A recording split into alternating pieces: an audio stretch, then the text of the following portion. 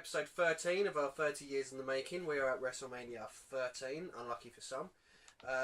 It's 1997 with an attendance of 18,197.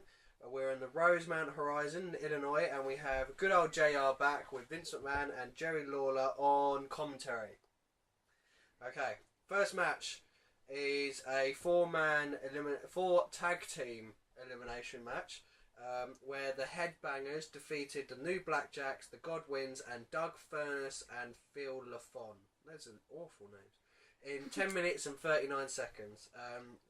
For those of you that don't know, New Blackjacks has Bradshaw, JBL in, and the Headbangers, they're going to be around for the next you're couple going to be of years. seeing them guys, man. It's for the number one contendership for the tag team titles. And all I've got written down is Furnace and LaFon get eliminated first. The Blackjacks get disqualified because Bradshaw is an idiot. And then Mosh does a moonsault, then a top rope crossbody for the win. Headbangers win.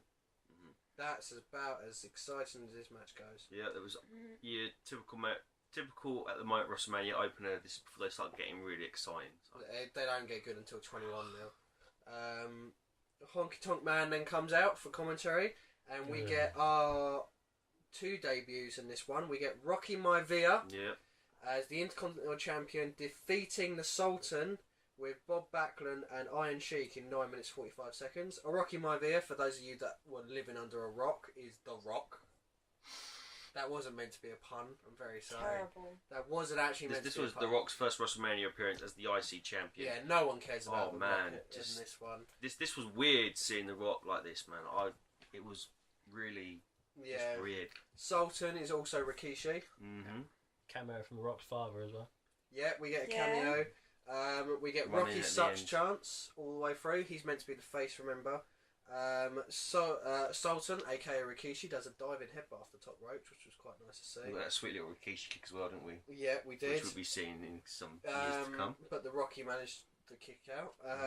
Then there was a roll up out of nowhere by Rock to get the free count.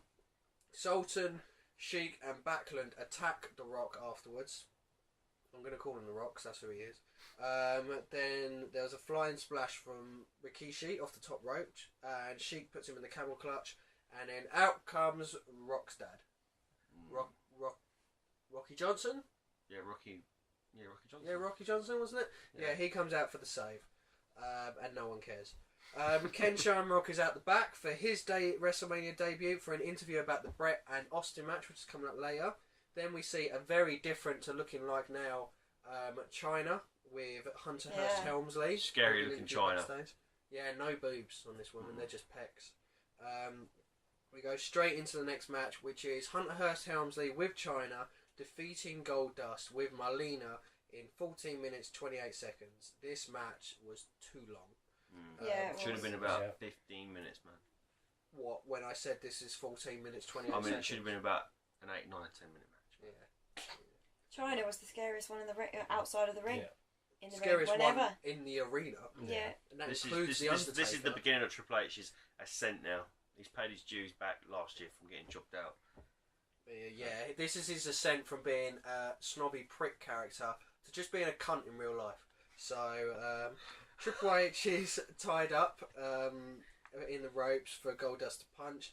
Well, it's quite funny because Jerry Lawler just totally lay into Triple H's nose. Now, I don't think that would happen today at all, but they go on about how it's a horrible nose. They make, his nose makes, Pinocchio looks like it's got his cat nose or something. Yeah, something like that. It's an awful line. I can't believe they said it. Poor old Triple H. Oh, actually, no, it's Triple H. Fuck Triple H. Goldust has his shirt ripped off so that Triple H can, I don't know, beat off on his chest or something. Then Triple H knocks Goldust. There's this weird moment where China is trying to bully Marlena. Marlena hasn't got involved in the match at all, and China's trying to bully her, so Goldust comes along and pulls Marlena onto the ring apron to protect her. Triple H knees Goldust into the back because he loves going near Goldust's back, and Marlena goes flying into China's arms, and oh my god, how did this woman survive? It was like this violent shape. It was like a Down syndrome person having a person going, Oh my god! that woman should have fucking snapped all of her shit up, man. It was worse than when the woman who got caught by Jaws is dragged across the sea. Literally just like a kid having a red dog This going, yap, yap, poor yap, yap, woman. yap. There was fucking limbs and heads and And blonde then- hair and fake tits flying everywhere, man. And then because of that, Triple H managed to hit the pedigree and get the win for Boom. over Goldust. I feel so sorry for Melina. HBK is shown out the back trying to use a computer. Yep, he was trying to download some Sable. Because that's funny, seeing an old man trying to use a computer. Yeah, he's only fucking 40. He's not even in his 40s yet, is he? Probably not even that. Right, we're going to the next match. It was AOL then. Owen Hart and British Bulldog as the tag team champions in a draw with Mankind and Vader with Paul Bearer in 16 minutes 8 seconds thanks to a double count out. Great to see Mankind. Great to see Mankind. Vader goes for the Vader bomb early on, but is stopped by Bulldog. Mankind went to use the urn because obviously Paul Bearer's with him. I don't know why, because Paul Bearer's not with Undertaker anymore. Is the urn Paul Bearer's or is it Undertaker's? I'm trying to remember back to the storyline back today, but originally when... I think Paul Bearer did turn on Undertaker. Yeah, because there was the Mankind, Mankind, and then Shawn Michaels was involved with the Mankind feud. They had that great match at In Your House. Yeah, but that's the next pay-per-view as well, isn't it? Is it? Yeah. Yeah, That's what next it came up pay-per-view with. was In Your House. Yeah, because when Shawn Michaels hurts his back, isn't it? Yeah. But yeah, for some reason, Paul Bearer's got the urn because Taker used to get his power from the urn. Look it up. Yeah, if you try and make sense of an Undertaker storyline, you're going to be here all day. Then there was this funny moment where Paul Bearer does this weird clap. I don't know Brilliant. what it is. Paul Bearer is always funny. It's brilliant. Then there was a Vader splash onto Bulldog, but he kicked out. There was a horrible looking leg drop on Owen on the outside. It really caught him really badly. There was also a belly to belly from Owen onto Vader right on the outside, right in front of his dad, Stu Hart, which was quite nice. Mankind hits his head into the ring post, which sounded fucking That was horrible. the crunch. Yeah, but then this is Mankind for you. It probably That's was. typical of him. Like he does not mind wrecking himself. Yeah. Then we come to the end of the match in which Mankind locks in the mandible claw, to which Owen Hart goes to break it up, but Vader hits him, causing Owen to fall into Mankind and Out the ring. Bulldog out to the out ring, and they both get counted out, and then that's how they keep the tag team titles. This match should have been better for the workers that was in it. It should have been a lot better. It was decent. I think it was probably the best match so far. Yeah, it was definitely the best, but it had a lot more potential. The only problem was that this next match is one of the greatest matches of all in WrestleMania history. So, Bret Hart defeating Stone Cold Steve Austin in 22 minutes and 5 seconds in a submission match with Ken Shamrock as the But guest star technically, referee. wasn't defeating. Stone Cold passed out. Well, that means that he His submitted. body gave in. Yeah, So yeah. it's like, Right, to have a bit of backstory to this, Austin is the heel coming into this match. Bret Hart is the face after coming back from an injury. And Austin has already done the Austin 316 promo. King of the Ring, Stone Cold's... Basically, this is Stone Cold just catching fire now, and this match today is the pivotal turning of Bret's heel character starting with the Hart Foundation and the ascent of Stone Cold Steve Austin. Austin 316 says, "I just whooped your ass." It's already been said. Then Stone Cold has an awesome entrance where he literally kicks the glass for the glass to shatter for him to come out to the ring. That Plus was a the cool little iconic image. theme music. Yeah. Starts. Okay, so we go straight into it. Austin hits the ring post straight away, almost probably louder than what Mankind did. Vince McMahon, who is awful on commentary, we haven't really discussed how awful he is, but he keeps calling Shamrock Shamrock. Shamrock. Shamrock. Ken Shamrock. Shamrock. Ken Yeah. Shamrock. Shamrock. And then there was a guy in the crowd that suddenly went, yeah. So during funny. it. like that. It was like that. It was was like, nothing like that. Any excuse. Then they fight through the crowd. They get back to the ring, Great brawl, just kicking Yeah. the shit out of each other. Good There's- stiff stuff, man. Solid. which goes back to the ring. We get a stunner, but obviously no pinfalls count. There was a really nice figure four leg lock going over the ring post as Bret started working on the leg. Yeah. Then Bret gets the bell and the steel chair. Bret goes to put Austin's leg into the steel chair, the last time we saw it was when Mark Henry was injuring people. But as Bret goes up to the top rope, Austin gets his leg out and just wails Bret Hart with this steel chair. Horrible, man. Yeah, because light chair shots is over here. Light chair shots, man. People in the crowd crying. Yeah, there were people in the crowd crying from it. There was a top rope elbow from Austin as he started his comeback. And Austin goes for the sharpshooter, but he's kicked off. Then they start fighting on the outside, and Austin gets smacked into the security rail. And Austin is bleeding. He's busted wide He's open. like a stuck pig, man. Yeah. Austin chokes Hell of a Bret gusher. with the wire, but like a wire on the outside, but not the TV show. But Bret then hits him with the ring bell to sort of get back. Then there's one of the greatest images you will ever see in WrestleMania history. Bret Hart put Stone Cold in the sharpshooter, and you have Austin being shown full on the face, Just blood bleeding, pouring man. down him in pain. That's like out of a damn horror film. It is one of those images that you'll never stop seeing in a WrestleMania package. It's amazing to iconic. see. It made Stone Cold. It is one of the things that helped make Stone Cold. Austin tries breaking the sharpshooter, but Bret manages to keep it in, and Austin doesn't quit, and he just passes out. And that is the end of that match. Bret Hart beats him. After the match, Bret starts to beat down on Austin on his leg, but Shamrock suplexes Bret away. And then Austin stuns the ref and limps to the back. He walks on his own back, and Austin is getting chants. Excellent.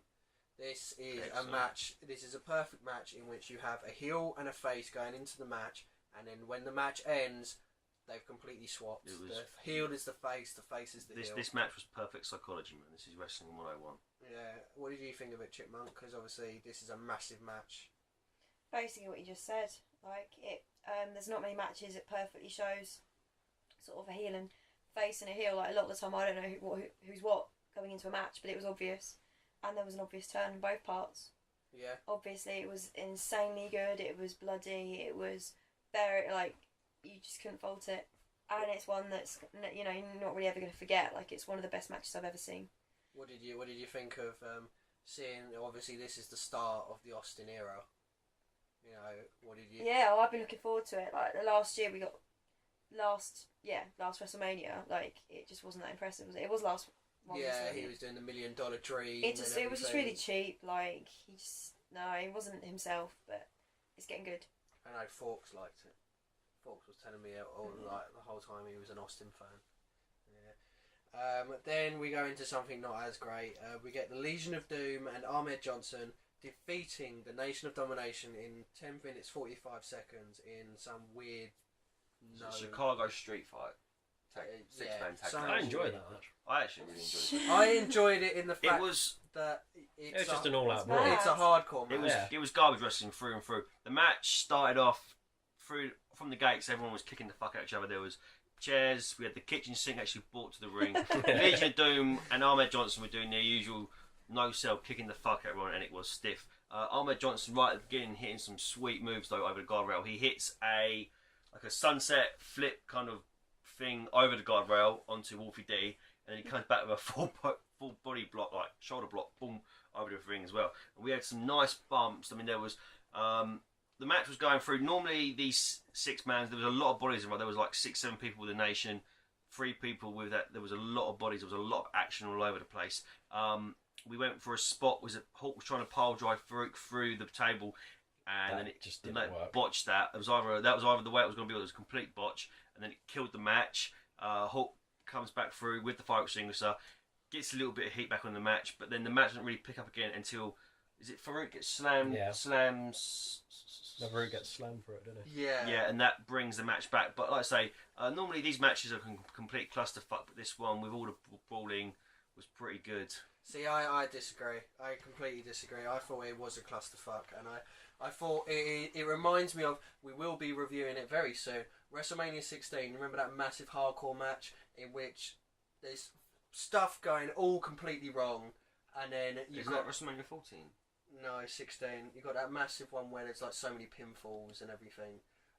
We will be seeing it WrestleMania 2000, but it reminds me of all of those hardcore matches that we had through the Attitude Era, where there was so much stuff going on. You couldn't concentrate on it. No. And then there's like spots going wrong. You know, like you said, the guy didn't go through. We had this really horrible moment where we had Ahmed Johnson being hung with a noose. Yeah, that was a bit too close to home, man. And then you had Farouk being hung with a noose.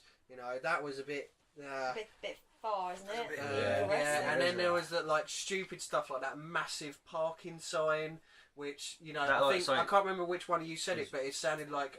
wobble board. Yeah, that was motherfucking Rolf Harrison, that bitch, man. Harris, you know, he slipped that under the board. It's being smacked over. It's just... But finish the match was pretty decent. We got the Doomsday device, and then we got the 2x4. And that was a sweet Doomsday. I think it was that was after the match. Hart comes flying off of the fucking top rope. Bang! And he really took a good long bump. The Doomsday device is always impressive to see because you know whoever gets it always goes flipping down. Oh my god! It always is pretty impressive. Sometimes Hawk comes to his feet, but this time he rolled for it out. It looked so impressive. But thankfully that ended. And well, then we got the block of wood. That's what took out Wolfie D. Yeah, the 2x4 from Ahmed Johnson because Ahmed Johnson had to get the last word. Yeah. And then we got a double Doomsday device on 2 random guys that were with them on the outside. That was who was that? That was. Fuck knows. There were so many people. Jamie Dundee and somebody else. I think there were so many people at the Nation of Domination. Yeah, this was before the Nation become the really militant Black Panther group. This was before Dido Brown, Farouk, Rock, and Mark Henry, who are the Nation of Domination. And Papa Shango. Yeah, and Owen Hart. And Owen all kinds of guys from the Nation, didn't we? So that's that match. We then go on to the main event in which HBK comes out for commentary because he's injured for this one. Yeah, we are. Sid cuts a promo on The Undertaker, and then The Undertaker makes his famous entrance. And then Bret Hart comes out to bitch and moan, to which he gets a powerbomb from Sid, which really confused me because Sid is meant to be the heel. Yeah, sloppy powerbomb as well, man. Yeah, he's worse, almost as bad as Diesel's against Shawn Michaels a couple of videos ago. This match, so boring. It is really boring. You know, there's no point in going through the spots because it was just crap. Yeah, basically, Undertaker gets the tombstone for the win. You get championship. You get Sid like sort of flopping about and fumbling about. Taker hits all his signature spots. Then we get tombstone, bang, 1, 2, 3. That's it. That's all that matters is the tombstone at the end, which is a shame because I think we'll obviously go through the categories in a minute, but I think this WrestleMania, it's a one-match show. Yeah. Hands down, I think. Yeah, it was. I mean, you got a few decent matches as I look down at them, but there's one that stands out. It reminds me of. I think there's. Obviously, I'm not spoiling anything, but I think there is a WrestleMania. I think it's one of the Shawn Michaels Undertaker WrestleManias where that is the one standout match, and the rest is just all normal. This is at a time when the business was really down for the WWF. WCW was starting to come up. Because Nash had left, Scott Hall had left, the NWI was forming, Hogan was there, so things were coming down, and WWF was on the back foot. So you could really feel that with this WrestleMania. That all changes at the next WrestleMania. It all changes, yeah. So we'll discuss that in a second. We've got 4 of us here, so we've got 4 lots of categories to get through. Wrestler of the night, we'll start with Tony, because he probably doesn't recognise any of the wrestlers tonight. So let's see who he picks. Stone Cold. Ah, big surprise. Yeah. Wrestler of the night, James.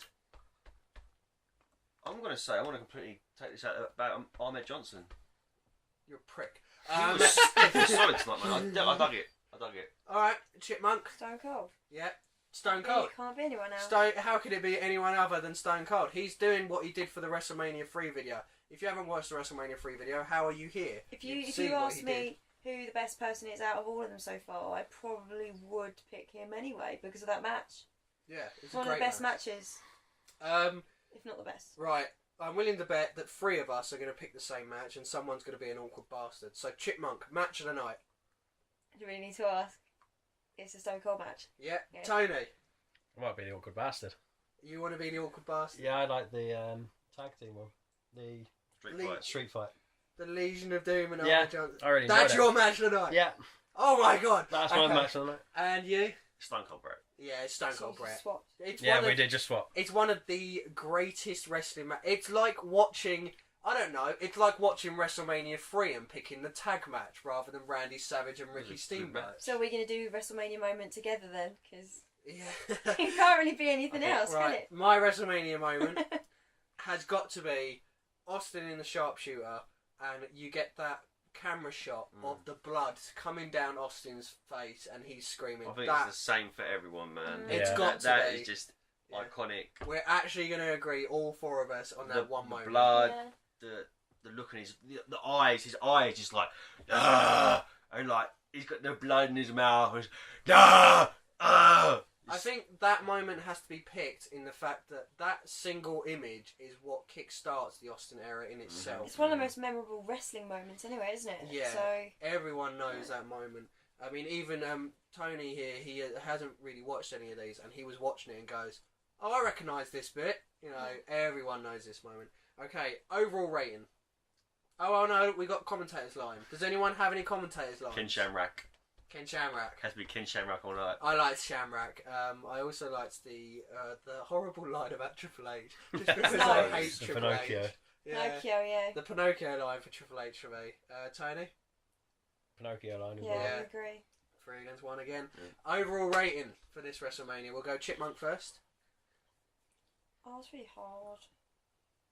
Like 4 because of that one match. Yeah. Like it's really high. It's high for one match, but it's not very high. Tony? This is really hard. I've got nothing else to base it on. Go over 5. 5. 5. Okay, no, that's fine. I really love the Stone Cold Bret match. I enjoyed the street fight. I enjoyed the tag team title match. 5 out of 10. I'm going to go the same with Chipmunk, 4 out of 10. So we've got 2 4s, 2 5s. 4.5 average. Yeah, pretty much. I think that match is just amazing. It's a standout match. Yeah. That was WrestleMania 13. We're going on to WrestleMania 14, where the Attitude Era is in full swing. Boom. The main event of the next one is Stone Cold versus Shawn Michaels for the WWF Championship with Mike Tyson as the referee. Right. We've got the WrestleMania debut of Kane as he faces his brother, The Undertaker. Pretty good. And we also have the Intercontinental Championship on the line, Rock against Ken Shamrock, in what's going to be a wicked match as well. I think we're going to go into quite a good WrestleMania now. This is all when it starts again now. We start snowballing. Well, this is it. This is the era of wrestling that we all know. Yeah. That we all know. What was you going to say? what I wanted to say before about when you were talking about Undertaker is what I don't understand is he keeps having a couple of really good matches and then some really awful ones. And I don't understand if it's the matchup or not. But back in just for some reason, Taker's always been placed with the big men. Always big men workers. I think I always looked at it as Undertaker. Undertaker's looked at like a safe pair of hands. Mm-hmm. You know, he can take someone and have like a half decent match with because he's the Undertaker. That's what I always looked at it as. That's the reason why he had King Kong Bundy and Giant Gonzalez and Psycho Sid. You know, sort of thing. I never think any less of him. Like he's still No, incredible. of course not. I mean, we've got a it's just a shame. If I remember correctly, we've got a decent match in the next video. Good, Kane I hope it's a against good one. Undertaker is a good one. So it's a good big man match. How big man matches should be worked. Yeah, and we also get. No, we'll discuss it in the No next more video. spoilers. Yeah, no more. Fox has fallen asleep. Yeah, poor old Fox. Yeah. But that was WrestleMania 13. We'll see you tomorrow for WrestleMania 14. I was Bingham. That's Chipmunk. That's the first appearance of Tony. That's James. Forks is being straddled, it looks like. Alright, China. Yeah. Yeah. Hold on. Oh, shit. Alright. Bye, Forks. No need to throw a tantrum. We'll see you tomorrow, WrestleMania 14. See you guys later.